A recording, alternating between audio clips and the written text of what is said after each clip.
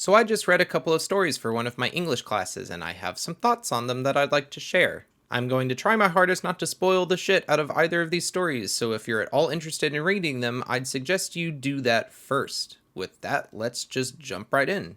The first story I read was Mrs. Caliban, and it was pretty great. This is the second short novella written by the late Rachel Ingalls in 1983. Now, Ingalls isn't an unknown figure within most literary circles. She's one of those authors, the ones who are adored by fellow writers and receive rapturous praise from critics, but have never been able to translate that into a big market success. And honestly, I think she preferred it that way. After all, she's only ever written short stories and short novellas. Mainstream readers don't really care too much about either of these types of stories, so it's no wonder Ingalls has stayed under the protection of contemporary literary scholars. Now, the main character, Dorothy, seems to be under some kind of curse. Her son died from a complication during surgery, she had a miscarriage shortly after, and even her dog got hit in the middle of the road.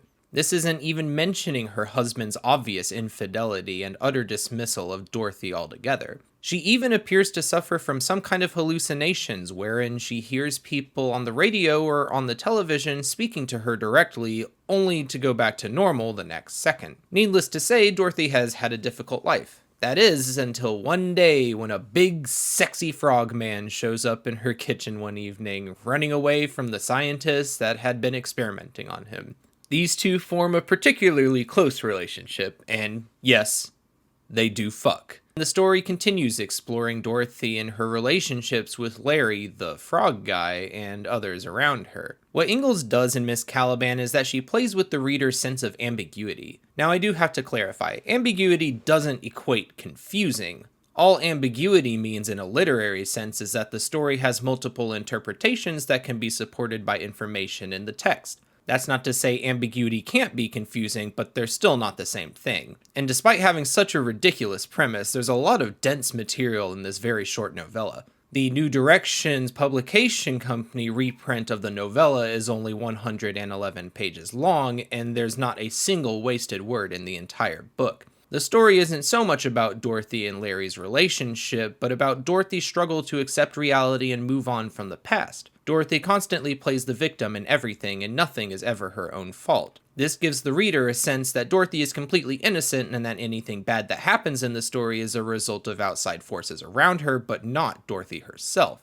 There's a lot of convenience in the story too. Just as Dorothy and her husband Fred are at the lowest point in their marriage, a 6'7" buff as fuck sex hunk frogman appears out of nowhere. Larry is the perfect man. He eats nothing but vegetables, so he eats food more like what Dorothy eats. He spends almost all of his time with Dorothy and expresses genuine, almost desperate childlike interest in anything Dorothy has to say. He's gentle and he is overall the ideal man in Dorothy's eyes. Is it possible that Larry is real at all? Was he actually a frogman captured from his home only to become a test subject? Or is he just a mental and emotional projection of the kind of man Dorothy has come to long for in the midst of her miserable marriage? Like I said, Ingalls plays with ambiguity in the story beautifully, and there are a few events that happen at the end of the story that really reinforce these ambiguous concepts. This is a very short, very entertaining read that only takes the latter half of a day to get through. The characters are all very unique and interesting, and it's a story that really makes you sit back and think for a long time after completion. If I were to give this book a score, I'd probably give it somewhere around a 7, closer to an 8 than to a 6. The second book I read was Springtime, a ghost story by Michelle de Kretzer. De Kretzer? I don't know if I'm saying that right. And my thoughts on it are mixed. This novella was published in 2014 and has less than 100 pages under its belt. Now, unlike Ingalls, de Kretzer has actually put out full-length novels, some of which being very popular and even taking home some awards. Springtime follows Frances and Charlie, a newly established couple who move from Melbourne to Sydney so Frances can continue her education. While they're there, Frances begins to experience uneasy events similar to a haunted house. She sees a strange woman in a pink dress in the back of one of her neighbor's gardens, feels very cold in her own home, and sees her dog behaving erratically. The appeal of Springtime is how it plays with the tropes of ghost stories that we've all grown to understand. Everyone knows the classic dog barks and gets scared of nothing because dogs sense ghosts better than humans trope, and de Kretzer plays with this trope pretty successfully. The biggest truth she goofs around with is the idea that any haunting moments happen at night. while the haunting moments in Springtime happen in broad daylight. She also crafts unique and experimental phrasings of descriptions pretty fantastically. I mean, just listen to this. Someone sends Frances an email that could still make Frances want to do unreasonable things. Seize the bread knife and saw off her hair, eat stones. That's pretty fucked up without context, but I promise you it's actually worse with context. Now, I do think Springtime has a lot going on for it, but there is one massive part of the story that is a massive issue, and that is Frances.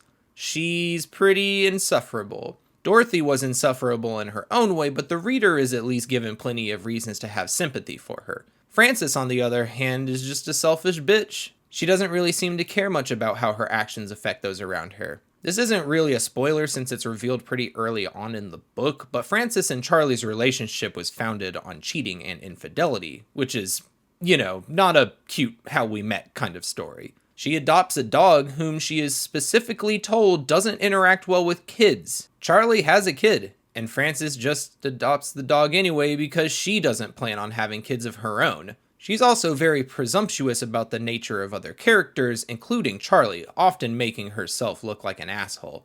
I get the impression that we're not really supposed to like Frances, but if we're not supposed to like her or relate to her, what exactly are we supposed to feel? Frances is never portrayed as being anything other than a victim playing home-wrecking, pretentious and judgmental little shit. I'm conflicted because the story itself is written beautifully with lush and original ideas, but the main character just straight up sucks.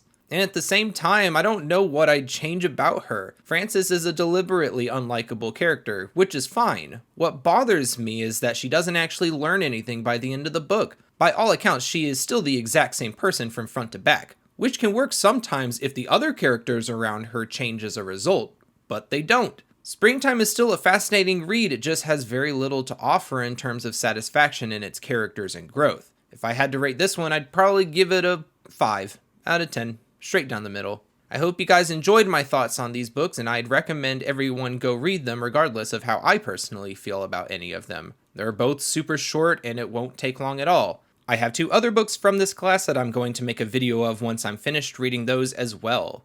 Hit the like, subscribe, and take care of yourself.